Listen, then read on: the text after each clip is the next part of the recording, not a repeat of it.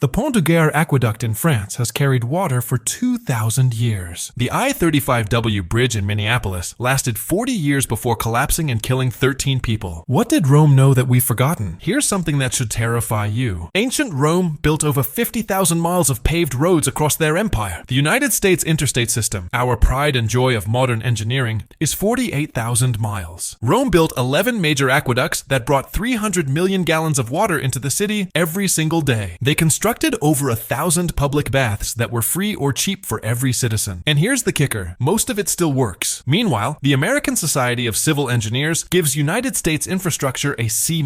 We have a $2.6 trillion funding gap over the next decade. The average American bridge is 44 years old, designed to last 50. 42% of our urban highways are congested daily. Rome built for eternity. We build for the next election cycle. So, how did they do it? How did an ancient civilization, without computers, without modern steel, without any of our technology, build infrastructure that outlasted empires while ours crumbles within a generation? The answer isn't just engineering, it's economics. And it reveals something deeply uncomfortable about how modern America actually works. Rome had 4 financing methods we've completely abandoned. First, war profits funded public works directly. When Rome conquered a new territory, the tribute and plunder didn't disappear into private bank accounts. It went straight into aqueducts, roads, forums, and baths. The gold from Dacia, modern-day Romania, paid for Trajan's forum and markets. The spoils of war became public investment, not private profit. Every military victory meant another bridge, another road, another monument that would serve citizens for centuries. Second, the cursus honorum system, Rome's political ladder, created a direct link between personal ambition and public infrastructure. Wealthy Romans competed viciously for public office, but to win elections, you had to build something for the people. You had to demonstrate your commitment to Rome through actual construction. Marcus Agrippa, Augustus's right-hand man, spent his personal fortune building aqueducts and baths across the city. He didn't get a tax break for it. He got glory. He got his name on structures that would last millennia. Political ambition equaled infrastructure investment. Imagine if American billionaires competed to build the best public transit system instead of the biggest yacht. Third, Romans calculated lifetime costs, not just construction costs. They understood something we've forgotten. Cheap now means expensive forever. Stone and concrete were expensive up front. Quarrying, transporting, and placing massive blocks required enormous initial investment. But once built, maintenance was nearly free for centuries. Modern infrastructure does the opposite. We choose cheap asphalt over expensive concrete because it looks better in this year's budget. Then we spend exponentially more repaving that same road every 5 years for the next century. The Romans would consider this insane. They thought in terms of civilizations, not fiscal quarters. Fourth, standardization at scale. Roman engineering was identical across the entire empire. A road in Britain used the same specifications as a road in Syria. The same tools, the same training, the same materials. This created massive economies of scale. Engineers could move between projects. Workers knew exactly what to do. Materials could be sourced efficiently. America has 50 states with 50 different infrastructure standards. We reinvent the wheel, literally, every time we build something new. The inefficiency is staggering, but here's where it gets uncomfortable. Why can't America do this anymore? It's not technology. We have better materials, better equipment, better engineering knowledge than Rome ever dreamed of. The problem is incentives. In Rome, generals and politicians gained glory from public works. In America, contractors profit and politicians get campaign donations. Infrastructure spending has become wealth extraction instead of wealth creation. The goal isn't to build something that lasts. The goal is to build something that requires endless maintenance contracts, endless consulting fees, endless opportunities to extract public money into private pockets. Roman senators planned for generations. The Senate might debate a project for years, but once they committed, they built it to last centuries. The US Congress plans for 2-year election cycles. There's no political reward for maintaining a bridge that will still be standing in 100 years. The reward comes from cutting ribbons at groundbreakings, not from preventing collapses 3 decades later. By the time the infrastructure fails, you're retired and playing golf. Someone else's problem, and then there's the car trap. Roman roads served people and commerce for 2,000 years. They carried foot traffic, carts, armies, traders. The design was simple and robust. American roads serve cars and trucks, and they need constant repair. Heavy trucks destroy asphalt. They create potholes, rutting, and cracking that requires perpetual maintenance. Rome banned heavy carts from city streets for exactly this reason. They understood that infrastructure design determines maintenance costs forever. We designed our entire civilization around the automobile, and now we're trapped in an endless cycle of repair. Consider the spending. Ancient Rome invested 8 to 10% of GDP on infrastructure. Modern America America spends 2.3%. We spend more on financial engineering than actual engineering. We've built an economy that profits from moving money around, rather than building things that last. The Roman economy rewarded people who built aqueducts. Ours rewards people who structure derivatives. Here's something that should chill you. Roman concrete gets stronger with age. When seawater reacts with the volcanic ash in their mix, it creates new minerals that actually reinforce the structure. Modern concrete degrades in 50 to 100 years. We literally forgot how to build forever. The knowledge was lost for 1,000 years. We're relearning it now, but think about what that means. An ancient civilization understood material science well enough to create self-healing concrete, and we're only just figuring out how they did it. Rome's infrastructure decline predicted its fall. During the 3rd century crisis, Rome stopped maintaining roads and aqueducts. Trade collapsed. Cities shrank. Tax revenue fell. The barbarians didn't destroy Rome's infrastructure. Neglect did. By the time the Western Empire fell, the roads were already crumbling, the aqueducts already failing. The empire died from the inside out, one unmaintained bridge at a time. Look at America's parallel path. The Flint water crisis happened because officials chose short-term budget savings over public health. The Texas power grid failed because utilities underinvested in winterization for decades. The East Palestine train derailment resulted from deferred maintenance on aging infrastructure. Every catastrophe is preceded by decades of obvious decay. We see the cracks forming. We read the engineering reports. And we do nothing, because fixing it doesn't win elections. Every empire that stopped investing in public goods stopped being an empire. This isn't a metaphor. It's a pattern repeated across 3,000 years of history. When Rome chose private wealth over public works, the empire began its terminal decline. When America makes the same choice, we shouldn't expect a different outcome. But here's what we could learn if we wanted to. Infrastructure is investment, not expense. Rome understood that roads equal tax revenue equals more roads. Every mile of road paid for itself in economic growth, in trade, in military efficiency, in tax collection. Modern accounting treats infrastructure as a cost rather than an asset. That's not just wrong, it's civilization destroying wrong. Build once, build right. The Roman approach was expensive now, free forever. The American approach is cheap now, expensive forever. When you calculate the lifetime cost of cheap infrastructure, the numbers are astronomical. We've spent more maintaining our crumbling highways over 50 years than it would have cost to build them properly in the first place. The Romans channeled elite ambition into public monuments. We channel elite ambition into private wealth accumulation. Imagine a world where billionaires competed to build the best public library system, the most beautiful parks, the most efficient mass transit. That was Rome. That could be us. The Romans built roads that armies marched on for 1,000 years. We build highways that crack after one winter. The difference isn't technology, it's priorities. Rome chose eternal infrastructure over quarterly profits. They chose public glory over private gain. And they chose to build for civilizations they'd never see. That's not ancient history. That's a warning. Because every empire that stopped maintaining its infrastructure stopped being an empire. The question isn't whether we can build like Rome. It's whether we still want to.